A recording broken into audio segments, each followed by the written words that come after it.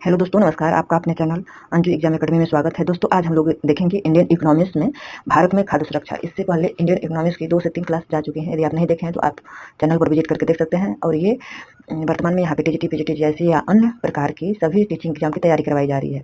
पहले कंसेप्ट दिया जाता है, उसके बाद एमसीक्यू और बीच बीच में ट्रिक भी दिया जाता है। यह एक ऐसा टॉपिक है कि 90% यहाँ से स्टूडेंट इसको इशू कर देते हैं, यानी इसको इग्नोर कर देते हैं। लेकिन यह एक ऐसा टॉपिक है, यहाँ से प्रश्न गेन होता ही होता है और जो सिलेक्शन से दूर होने के लिए काफ़ी है। यदि आप इग्नोर किए तो सिलेक्शन से दूर होना तय ही तय है। चलिए बिना समय गए आप मेन टॉपिक पे चलते हैं और आप लोग वीडियो में बने रहिए ताकि इसका फ़ायदा हो सके।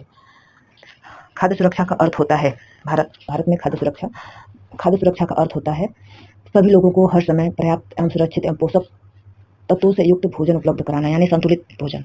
यदि भारत का प्रत्येक नागरिक, खाद्य सुरक्षा का मेन मुद्दा है कि भारत का प्रत्येक नागरिक बिना खाए ना सोए, सभी लोगों को पोषक युक्त भोजन मिले और कोई भूखे न सोए। यह मतलब भारत में खाद्य सुरक्षा मुख्य रूप से 3 स्तंभों पर काम करता है।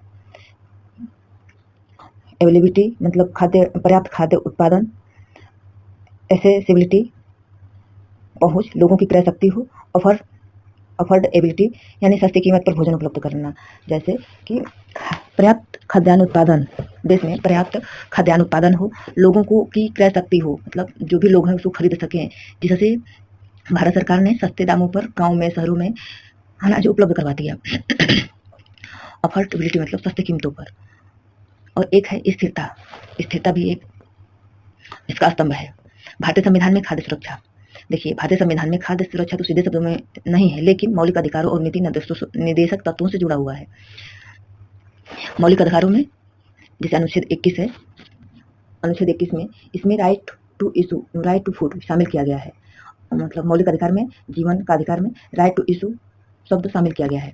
और राज्य के नीति निर्देशक तत्वों में टीपीएसटी में अनुच्छेद 39 में संसाधनों का समान वितरण और पोषक स्तर तथा जन स्वास्थ्य सुधारना, ये राज्य को खाद्य सुरक्षा सुनिश्चित कराने के लिए बाध्य करते हैं। देखिए भारत में खाद्य सुरक्षा सुनिश्चित कराने वाले प्रमुख कानून हैं, जैसे राष्ट्रीय खाद्य सुरक्षा अधिनियम 2013, इसे NFS कहा जाता है, यानी national food security act. Bharat का सबसे महत्वपूर्ण कानून है। इसका मुख्य उद्देश्य है 75% ग्रामीण और 50% शहरी आबादी को सस्ते दर पर सब्सिडी युक्त खाद्यान्न उपलब्ध कराना। और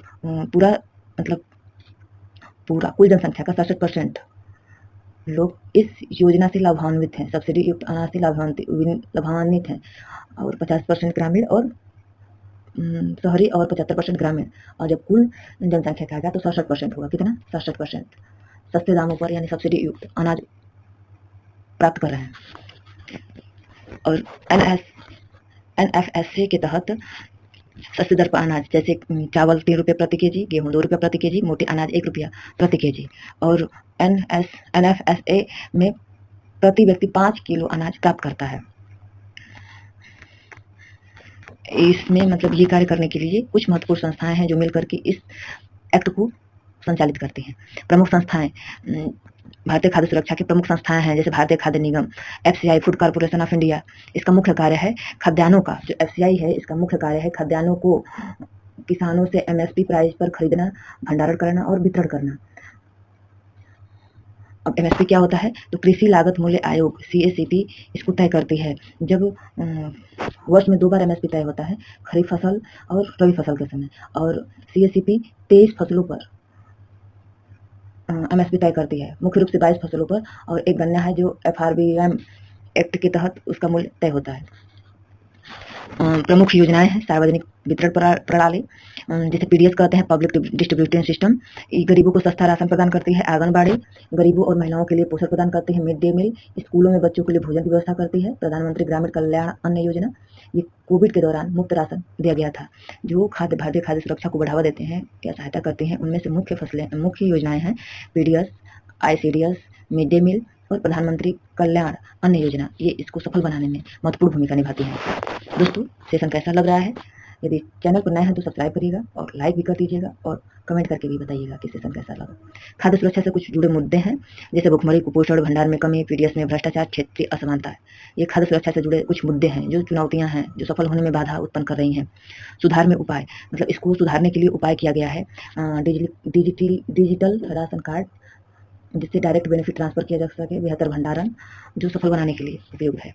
अब दोस्तों, अब हम लोग कुछ महत्वपूर्ण प्रश्नों को देख लेते हैं, ताकि पहले कंसेप्ट को देख लिए, उसके बाद महत्वपूर्ण प्रश्नों को देखेंगे। राइट टू फूड किस अनुच्छेद से संबंधित है? तो अनुच्छेद 21 से संबंधित है। अगला प्रश्न है, आप लोग बताइएगा कि आप लोगों का कितना प्रश्न सही हुआ।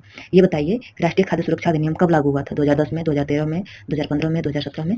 तो राष्ट्रीय खाद्य सुरक्षा अधिनियम 2013 में लागू हुआ था, जिसे NFSA कहा गया, नेशनल फूड सिक्योरिटी क्या कहा गया? NFSA अधिनियम 2013 कहा गया, national food security act. FCI का मुख्य कार्य क्या है? खाद्य वितरण इसका मुख्य कार्य है। FCI का मुख्य कार्य है खाद्यान्नों का भंडारण, खाद्यान्नों का मतलब MSP पर अनाज को खरीदना, उसका वितरण, भंडारण, तीनों मुख्य कार्य है। लेकिन यहाँ पे खाद्यान्न का वितरण दिया है, ऑप्शन नंबर भी सही होगा। MSP कौन तय करता है? तो MSP CACP तय करता है। अगला प्रश्न है, मिड डे मील योजना का उद्देश्य क्या है? किसानों को सहायता, बच्चों को पोषण, रोजगार या उद्योग विकास? तो मिड डे मील योजना का मुख्य उद्देश्य है बच्चों को पोषण। जो स्कूलों में लंच में दोपहर के टाइम खाना दिया जाता है सरकारी स्कूलों में, उसे मिड डे मील योजना कहा जाता है।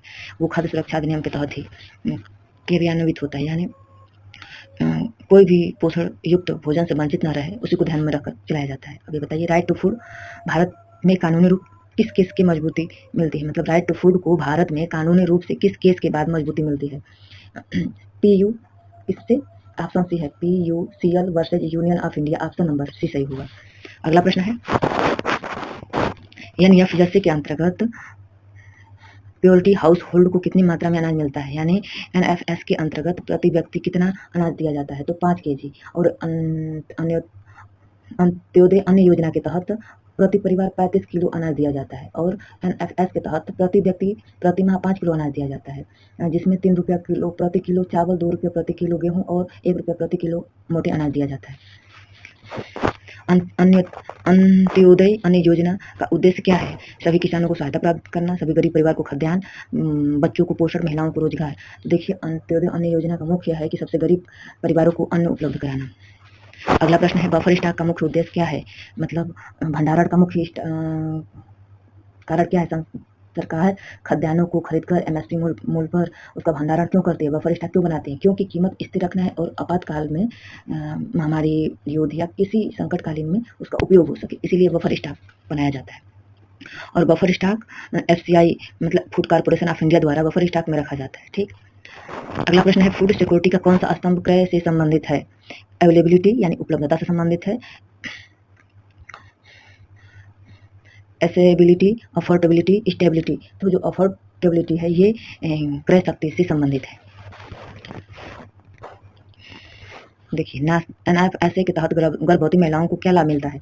तो नेशनल फूड सिक्योरिटी एक्ट के तहत गर्भवती महिलाओं को 6000 मातृत्व लाभ दिया जाता है, ताकि वो अपना अच्छे से देखभाल कर सके, अपने पोषण स्तर को सुधार सके। MSP का मुख्य उद्देश्य क्या है? किसानों को न्यूनतम आय सुनिश्चित कराना, यानी मिनिमम सपोर्ट प्राइस का मुख्य उद्देश्य है किसानों को न्यूनतम आय सुनिश्चित कराना। MSP CACP के द्वारा तय किया जाता है। One nation one ratio card योजना का मुख्य उद्देश्य क्या है? One nation one ratio card का मुख्य उद्देश्य है राशन प्रोबेबिलिटी। कहीं भी राशन लेना, जो दिहाड़ी मजदूर हैं या प्रवासी मजदूर हैं, यदि भारत में कहीं भी हैं, तो उनको आसानी से अनाज उपलब्ध हो जाए, वह one nation one ratio card योजना का मुख्य लाभ यही है। यह योजना माइग्रेंट वर्कर के लिए है। कहीं भी PDS से राशन मिल सकता है। PDS का मतलब होता है public distribution system. Public distribution system.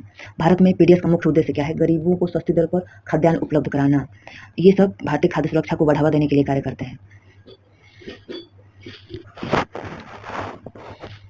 अगला प्रश्न है, हिडन हंगर का क्या अर्थ है?